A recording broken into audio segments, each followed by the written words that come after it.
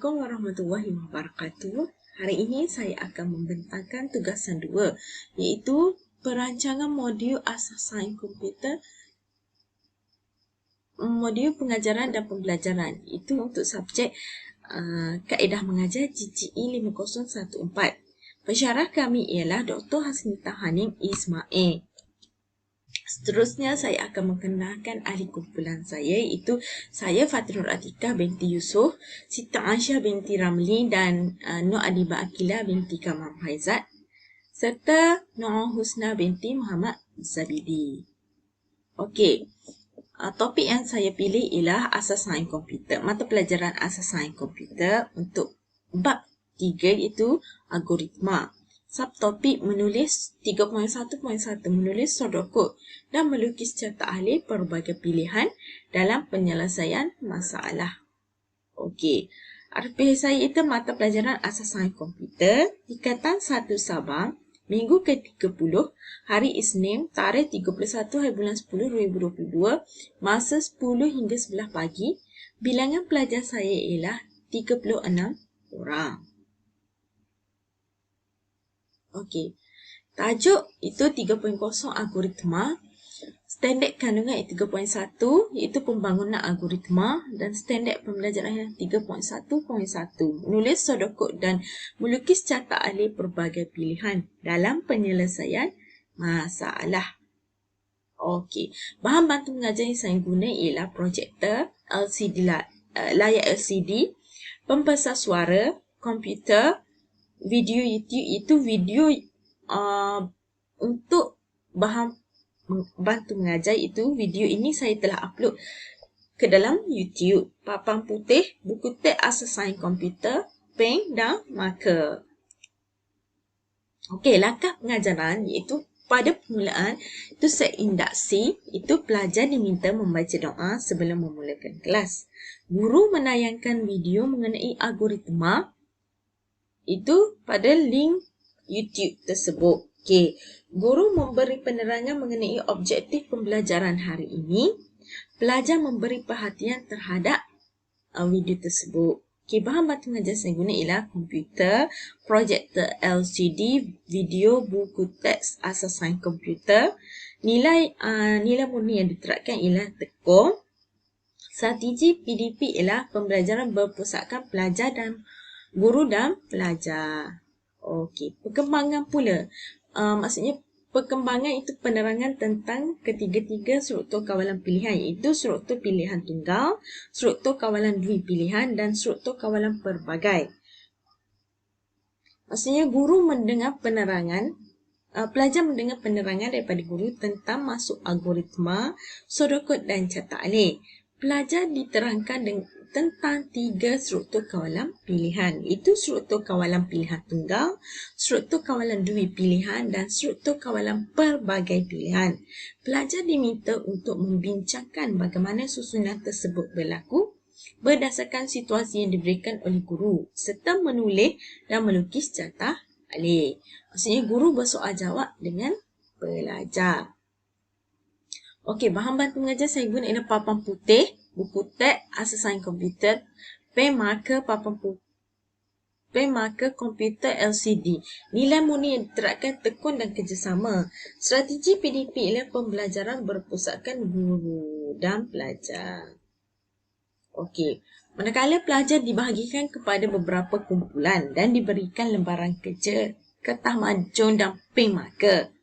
Pelajar diminta menyelesaikan lembaran kerja secara berkumpulan menggunakan teknik latih tubi.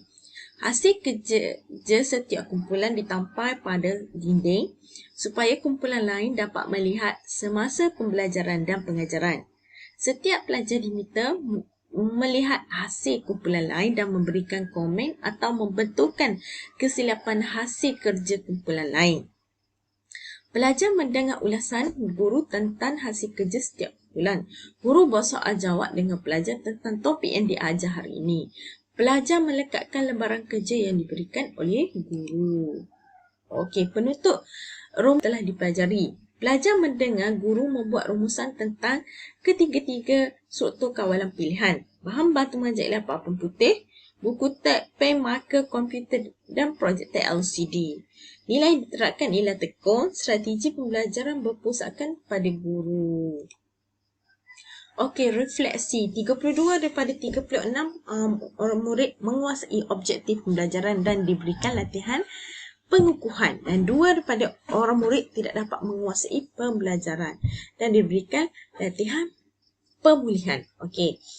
Aktiviti pengajaran dan pembelajaran ditangguh kerana atas sebab-sebab tertentu. Saya akan catat dalam RPH. Okey, seterusnya justify. Itu saya menggunakan kaedah pembelajaran mastery. Iaitu pelajar dapat menguasai sesuatu topik bagi mencapai objektif yang ditentukan. Sebagai contoh, pelajar dapat menguasai ketiga-tiga struktur kawalan pilihan sehingga dapat menterjemahkan kepada menulis sodokod dan melukis cataan yang mengikut situasi yang diberikan. Yang kedua, saya guna pembelajaran kontekstual, iaitu pelajar juga dapat menyelesaikan tugas yang diberikan oleh guru dengan menggunakan topik baru dipelajari. Maksudnya pelajar dapat menghubungkan topik yang baru dengan topik yang dikuasai sebelum ni, iaitu subjek teknologi maklumat dan komunikasi semasa darjah 6. Guru menjadi fasilitator dalam membimbing pelajar menyelesaikan masalah berkumpulan. Okey. Ini merupakan lembaran kerja yang saya telah berikan kepada pelajar. Okey, justify untuk latih tubi. Saya menggunakan kaedah latih tubi. Aktiviti latih tubi bertujuan untuk menyediakan latihan dan peneguhan secukupnya kepada murid tentang sesuatu pelajaran spesifik supaya mereka automatik boleh menyebut dan memperingatkan semula apabila disuruh berbuat demikian. Saya serahkan kepada kawan saya untuk menuliskan RPH untuk subtopik yang seterusnya, iaitu Aisyah. Dipersilakan Aisyah. Sekian, terima kasih. Okey, terima kasih Fatin. Assalamualaikum warahmatullahi wabarakatuh. Nama saya Siti Aisyah binti Ramli, nombor matrik P122524 dan saya akan meneruskan pembentangan rancangan pengajaran harian yang kedua bagi subjek Asas Sains Komputer, bab 3.0 Algoritma dan standard pembelajaran yang dipilih adalah 3.1.2 menulis pseudokod dan melukis carta alih yang melibatkan ulangan. Okey. Pada bahagian RPH yang kedua, mata pelajaran yang kami pilih adalah Asas Sains Komputer, tingkatan 1 Sabar, Minggu 31, hari Isnin, tarikh 7 November 2022 pada masa 10 hingga 11 pagi dan bilangan pelajar adalah seramai 36 orang. Tajuk adalah 3.0 Algoritma, standard kandungan 3.1 Pembangunan Algoritma dan standard pembelajaran 3.1.2 menulis pseudokod dan melukis carta alih yang melibatkan ulangan. Bahan bantu mengajar yang kami pilih adalah buku teks, projektor, layar LCD, pembesar suara, komputer, set kad kertas, kertas majung, papan putih, pen marker dan juga video YouTube. Okey, kita lihat pada langkah pengajaran. Pada fasa permulaan di mana melibatkan set induksi, aktiviti pelajar yang pertama adalah pelajar diminta untuk melihat kad kertas yang mengandungi aktiviti harian pada papan putih. Langkah yang kedua, pelajar diminta secara sukarela untuk menyusun kad supaya menjadi satu set arahan yang lengkap untuk aktiviti harian. Langkah yang ketiga, sekiranya pelajar berjaya menyusun dengan betul, pelajar akan diberi ganjaran oleh guru. Okey. Pada langkah yang keempat, pelajar disoal oleh guru tentang aktiviti yang perlu dilakukan sebagai syarat untuk mendapat ganjaran oleh guru. Dan pada langkah yang kelima, pelajar memberi respon dengan jawab susun kad dengan betul. Pada langkah yang keenam, pelajar diminta mengimbas kembali pelajaran yang lepas. Dan pada langkah yang ketujuh, pelajar mendengar penerangan bahawa syarat yang diberi semasa permulaan kelas boleh dianalogikan sebagai pilihan, conditionals dan kaitannya dengan topik pembelajaran yang lepas. Pada bahagian catatan, BBM ataupun bahan bantu mengajar yang telah digunakan pada fasa ini ialah set kad kertas, projektor, layar LCD, papan putih, buku teks, pen marker, pembesar suara dan juga komputer. Nilai murni yang terlibat adalah tekun dan juga fokus. Dan pada fasa ini, strategi PDP yang terlibat adalah pembelajaran berpusatkan guru dan pelajar dan juga pembelajaran masteri. Seterusnya kita lihat pula pada langkah pengajaran pada bahagian perkembangan di mana melibatkan penerangan tentang 3 jenis struktur kawalan untuk for, selagi, while dan juga ulang sehingga repeat until. Okey, pada langkah yang pertama, pelajar mendengar penerangan guru tentang maksud gelung iaitu looping dan lelaran iteration. Dan 3 struktur kawalan ulangan untuk for, selagi, while dan juga ulang sehingga repeat until. Pada langkah yang kedua, pelajar diminta untuk membincangkan fungsi struktur kawalan ulangan untuk for, selagi, while dan ulang sehingga repeat until serta carta alih dan sudokotnya. Pada langkah yang ketiga, pelajar diminta membincangkan soalan dalam buku teks pada muka surat 80 untuk memahami penggunaan setiap jenis struktur kawalan ulangan. Dan pada langkah yang keempat, guru akan bersoal jawab dengan pelajar. Dan kemudian pada langkah yang kelima, pelajar dibahagikan kepada beberapa kumpulan dan diberikan lembaran kerja, kertas majung dan juga pen marker. Dan pada langkah ke-6, pelajar diminta menyelesaikan lembaran kerja secara berkumpulan. Kemudian pada langkah yang ke-7, hasil kerja setiap kumpulan akan ditampal pada dinding supaya kumpulan lain dapat melihatnya semasa aktiviti gallery walk. Ahli kumpulan akan diminta oleh guru supaya berpecah sementara waktu untuk melihat hasil kerja kumpulan lain. Dan pada langkah yang ke-9, setiap pelajar diminta melihat hasil kumpulan lain dan memberi komen atau membetulkan kesilapan hasil kerja kumpulan asal. Pada langkah yang ke-10, pelajar akan mendengar ulasan guru tentang hasil kerja setiap kumpulan dan membetulkan kesilapan. Pada langkah yang ke-11, guru bersoal jawab dengan pelajar tentang topik yang diajarkan dan aktiviti yang dilakukan. Dan pada langkah yang terakhir, iaitu langkah yang ke-12, pelajar melengkapkan lembaran kerja yang diberikan oleh guru. Okey, pada bahagian catatan, BBM yang digunakan pada fasa perkembangan ialah projektor, layar LCD, papan putih, buku teks, pen marker, pembesar suara, komputer, kertas majung dan juga lembaran kerja. Okay, nilai murni yang terlibat pada fasa ini adalah tekun dan juga bekerjasama. Strategi PDP yang digunakan pada fasa inilah pembelajaran berpusatkan guru dan pelajar dan pembelajaran berasaskan inquiry. Okey, kita lihat pada fasa penutup di mana rumusan tentang apa yang telah dipelajari.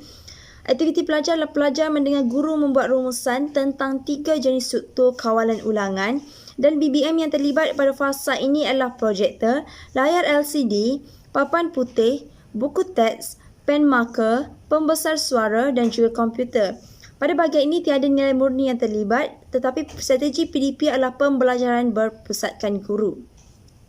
Okay, kemudian pada bahagian refleksi di mana saya akan menulis berapa orang pelajar yang telah menguasai objektif pembelajaran dan diberi latihan penggayaan atau pengukuhan dan berapa orang murid tidak dapat menguasai objektif pembelajaran dan akan diberi latihan pemulihan. Dan pada yang kedua adalah aktiviti pengajaran dan pembelajaran ditangguhkan kerana sebab-sebab yang terpilih. Okay, justifikasi. Strategi berpusatkan guru dan pelajar di mana untuk menggalakkan komunikasi dua hala antara guru dan pelajar, guru akan bertindak sebagai fasilitator bagi setiap aktiviti yang dilakukan oleh pelajar.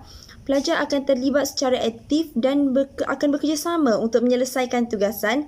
Topik yang diajarkan memerlukan pelajar melakukan lebih banyak latihan berbanding belajar teori semata-mata. Okey, seterusnya pembelajaran inquiry di mana pendekatan yang berpusatkan pelajar dan melibatkan aktiviti berkumpulan. Pelajar akan diberikan soalan seperti penyelesaian masalah dan akan menyelesaikan soalan yang diberikan oleh guru. Cara menyelesaikannya akan ditentukan oleh pelajar sendiri dan guru hanya bertindak sebagai fasilitator. Pelajar yang memahami dan menguasai struktur kawalan ulangan akan dapat mengaplikasikannya dalam cerita alih dan sudokod dalam menyelesaikan masalah yang diberi. Okey, dan seterusnya adalah pembelajaran masteri. Pendekatan bagi memastikan semua pelajar menguasai hasil pembelajaran yang diharapkan dalam satu unit pembelajaran sebelum ke unit pembelajaran seterusnya. Di mana pelajar yang dapat memahami dan menguasai struktur kawalan ulangan akan dapat menghubungkan topik yang baru dipelajari dengan topik yang telah dikuasai sebelum ini. Seperti mana mereka telah belajar struktur kawalan dengan melukis carta alih dan juga menulis sudokod. Okey, seterusnya pada pemilihan aktiviti, saya memilih untuk melakukan aktiviti gallery walk, di mana aktiviti ini lebih menggunakan pendekatan yang berpusatkan pelajar dan melibatkan aktiviti berkumpulan. Guru hanya berfungsi sebagai fasilitator sepanjang aktiviti berlangsung dengan memberi bimbingan kepada pelajar dari setiap kumpulan mengenai apa yang perlu mereka ceritakan dalam pembentangan mereka kelak. Okey, itu sahaja pembentangan daripada saya. Saya serahkan kepada Nur Adibah untuk meneruskan pembentangan RPH yang ketiga. Okey, baik. Terima kasih Aisyah. Hari ini kita akan meneruskan pembentangan dengan subtopik yang ketiga. Saya Nur Adibah Akila binti Kamar Haizat dengan nombor matrik P123045. Okey, sekarang kita bergerak kepada rancangan pengajaran harian RPH yang ketiga. Okey, mata pelajaran kita adalah Asas Sains Komputer bagi kelas tingkatan 1 Sabah pada Minggu 32 hari Isnin tarikh 14 hari bulan 11 2022 dengan masanya adalah 10 hingga 11 pagi. Bilangan pelajar yang terlibat adalah seramai 36 orang. Okey, seterusnya kita pergi kepada tajuk. Tajuk kita adalah bab 3 iaitu algoritma. Standard kandungan kita adalah 3.1 iaitu pembangunan algoritma. Standard pembelajaran kita adalah 3.13 iaitu mengesan ralat daripada sudokod dan carta alih dalam menyelesaikan masalah. Okey, seterusnya adalah bahan bantu mengajar yang digunakan semasa sesi pengajaran dan pembelajaran. Satu adalah projektor, kedua layar LCD, tiga pembesar suara, 4 komputer, 5 adalah video YouTube yang telah dihasilkan sebelum kelas bermula. Seterusnya adalah kertas, pensel, marker dan kertas mahjong untuk tujuan aktiviti berkumpulan. Seterusnya adalah langkah pengajaran. Langkah pengajaran kita mempunyai 3 langkah iaitu 3 fasa. Fasa pertama adalah fasa permulaan iaitu fasa interaksi. Yang kedua adalah fasa perkembangan di mana aktiviti berkumpulan dilakukan. Yang ketiga adalah penutup. Okey, untuk fasa permulaan, aktiviti pelajar yang pertama adalah sebelum memulakan sesi PDP, guru akan mengimbas kembali pelajaran kelas yang lepas dan akan meminta pelajar untuk merumuskan pembelajaran kelas yang lepas, apa yang mereka perolehi daripada kelas yang lepas. Kemudian, guru menerangkan tajuk dan objektif isi mata pelajaran pada hari ini. Seterusnya, guru akan menerangkan secara ringkas tentang ralat, apa itu ralat, dan guru akan menayangkan video yang telah dihasilkan di YouTube yang mengandungi simulasi mengajar untuk subtopik ini dan diselitkan dengan penerangan guru di dalam kelas bagi menambahkan lagi kefahaman pelajar. Okey, pelajar akan memberi perhatian terhadap video yang dimainkan kerana ia mengandungi ilustrasi-ilustrasi yang akan dapat menarik minat pelajar. Okey, bahan bantu belajar mengajar yang kita gunakan adalah projektor, layar LCD, pembesar suara, komputer, video YouTube. Nilai murni yang saya dapat lihat di sini adalah kemahiran berfikir dan tekun. Strategi pembelajaran dan pengajaran di sini adalah berpusatkan guru dan pelajar di mana terdapat interaksi dua hala antara pelajar dan guru. Okey, seterusnya adalah fasa perkembangan. Okey, fasa perkembangan, aktiviti yang pertama adalah pelajar diminta untuk mewujudkan kumpulan dan setiap kumpulan akan mempunyai satu handout soalan yang berbeza di mana mereka mempunyai masalah yang berbeza dan diminta untuk berbincang bersama kumpulan bagi mencari ralat dengan menggunakan teknik yang dipelajari. Seterusnya, pelajar diminta untuk menyelesaikan masalah dengan membuat pseudocode atau carta alih dengan menggunakan kertas dan pensel. Mereka juga diminta untuk menyelesaikan masalah dengan menggunakan dua teknik yang dipelajari, sama ada teknik meja ataupun teknik semakan langkah demi langkah. Seterusnya, pada masa sama guru juga akan memantau aktiviti pelajar dan membantu pelajar yang kurang mahir. Seterusnya, mereka akan menterjemahkan penyelesaian masalah mereka itu ke atas kertas mahjong supaya dapat dilihat dengan jelas semasa sesi pembentangan dan pembincangan bersama ahli kelas mereka, pelajar-pelajar lain dan juga guru. Bahan bantu mengajar yang digunakan di sini adalah projektor, layar LCD, pembesar suara, komputer, video YouTube, kertas, pensel, marker, kertas mahjong dan soalan hands-on tersebut. Nilai murni yang saya dapat lihat di sini adalah bekerjasama, bertanggungjawab, cekap dan bijaksana. Strategi PDP di sini adalah berpusatkan guru dan pelajar, dan juga pembelajaran berasaskan inquiry di mana mereka mendapat soalan dengan mereka seharusnya menggunakan pengetahuan yang ada di dalam komputer dan berbincang di dalam kumpulan bagi menyelesaikan masalah tersebut. Kemudian mereka akan menghasilkan satu hasil iaitu produk iaitu carta alih yang baru di atas kertas mahjong. Okey, seterusnya adalah fasa penutup. Pada fasa penutup ini, guru akan meminta seorang wakil pelajar untuk membuat kesimpulan tentang pelajaran pada hari ini. Kemudian guru juga turut membuat rumusan dan ringkasan secara keseluruhan aktiviti PDP hari ini, sama ada pelajar dapat menguasai ataupun tidak topik hari ini. Bahan bantu mengajar di sini tiada, nilai murni di sini tiada. Strategi pembelajaran dan pengajaran di sini adalah berpusatkan guru dan pelajar di mana terdapat interaksi antara guru dan pelajar. Okey, refleksi. Okey, saya akan menyatakan jumlah bilangan pelajar yang dapat menguasai objektif pelajaran dan seterusnya akan diberikan latihan pengukuhan. Bagi pelajar yang tidak menguasai objektif pelajaran akan diberikan latihan pemulihan, termasuklah pelajar yang tidak hadir. Okey, seterusnya adalah jika aktiviti pembelajaran dan pengajaran ditangguhkan disebabkan mesyuarat atau kursus, program sekolah, mengiringi murid keluar, aktiviti luar dan lain-lain, saya akan mencatat di sini sebab kenapa terdapat berlakunya rintangan untuk sesi pembelajaran pada hari tersebut. Okey, seterusnya adalah justifikasi.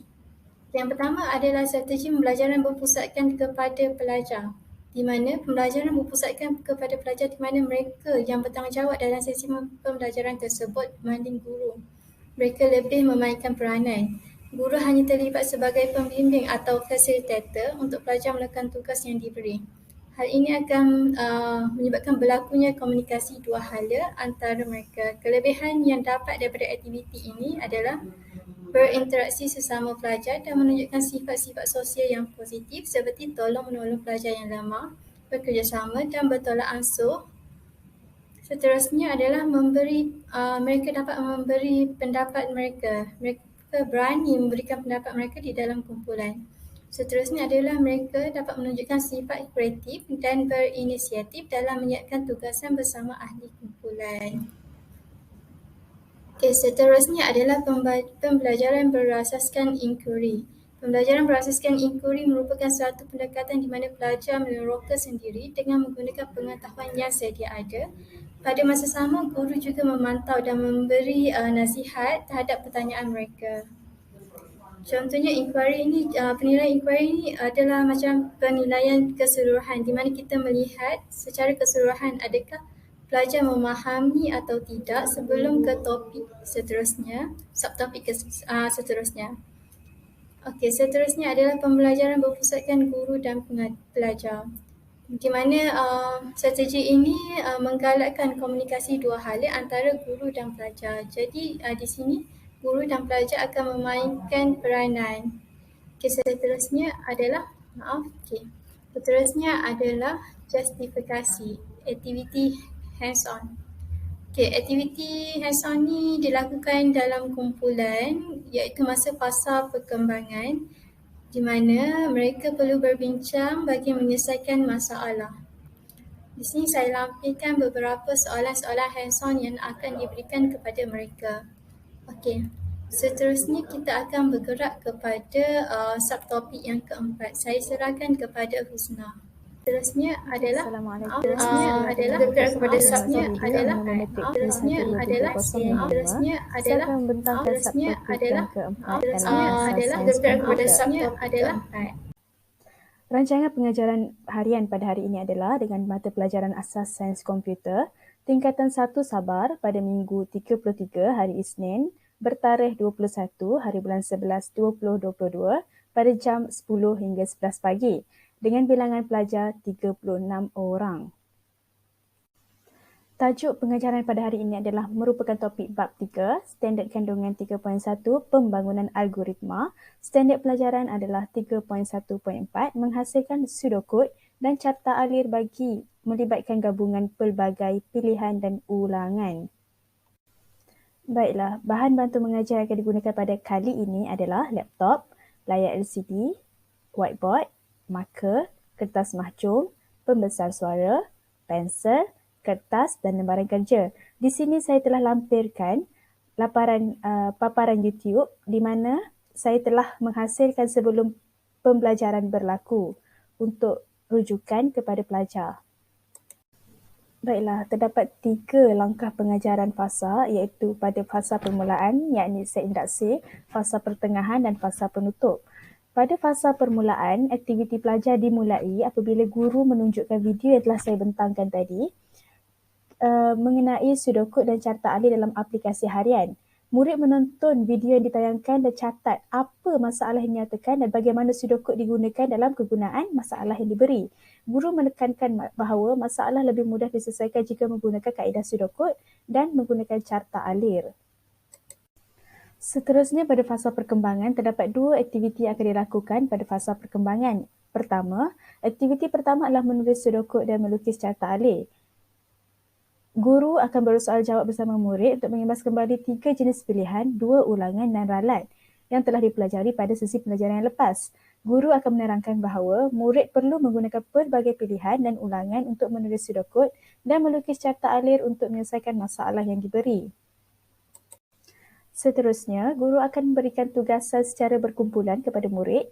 Setiap kumpulan akan diberi peta dan kod arahan untuk menuliskan pseudocode dan carta alir untuk menyelesaikan setiap cabaran yang diberi seperti yang dilampirkan dalam lampiran 1. Seterusnya, murid akan menuliskan pseudocode dan carta alir semasa aktiviti kumpulan ini dalam lembaran kerja 1 dan murid akan diberi masa 20 minit untuk menyelesaikan aktiviti secara berkumpulan. Guru akan membimbing pelajar yang lemah dalam aktiviti ini. Untuk aktiviti 2 pula adalah tugasan yang diberikan oleh guru adalah untuk mengesan ralat di mana selepas aktiviti 1 dilaksanakan, setiap kumpulan dikehendaki menukar pseudocode dan carta alir yang telah disiapkan dengan kumpulan yang lain supaya dapat disemak untuk sebarang ralat. Murid saling bertukar pseudocode dan carta alir mengikut kumpulan di bawah. Kumpulan 1 akan bertukar dengan kumpulan 2, kumpulan 2 akan bertukar dengan kumpulan 3, kumpulan 3 akan bertukar dengan kumpulan 4, kumpulan 4 akan bertukar dengan kumpulan 1. Untuk mengesan ralat, guru memberi pelajar masa selama 15 minit untuk menguji dan mengesan ralat dalam pseudocode dan carta alir yang dicipta oleh kumpulan yang lain. Mereka juga dikehendaki membaiki ralat yang terdapat dalam pseudocode atau carta alir dengan mengisikan ruangan komen dalam lembaran kerja seperti berikut. Seterusnya, selepas 15 minit berlalu, murid akan memulangkan kembali pseudocode dan carta alir yang diterima kepada kumpulan yang asal. Murid dikehendaki untuk menggunakan komen yang diberi oleh kumpulan lain dan membaiki pseudocode dan carta alir mereka dalam lembaran kerja 1 seperti berikut. Dan penutup daripada pelajaran hari ini adalah guru akan mendapatkan semula perhatian murid dan merumuskan pengajaran pada kali ini. Refleksi daripada pengajaran pada hari ini adalah guru akan melihat berapa bilangan pelajar yang dapat menguasai objektif pembelajaran dan diberi latihan pengayaan atau pengukuhan, dan berapa bilangan orang pelajar yang tidak menguasai objektif pembelajaran dan diberi latihan pemulihan. Jika aktiviti pengajaran dan pembelajaran ini ditangguhkan, mestilah disebabkan oleh mesyuarat atau kursus, program sekolah, iringi murid keluar, aktiviti luar, cuti rehat atau cuti sakit dan lain-lain. Justifikasi terhadap kaedah pembelajaran pada hari ini adalah pembelajaran pada kali ini berpusatkan kepada pelajar. Pembelajaran berpusatkan kepada pelajar di mana pelajar menguasai sepenuhnya pembelajaran pada hari ini berbanding dengan guru.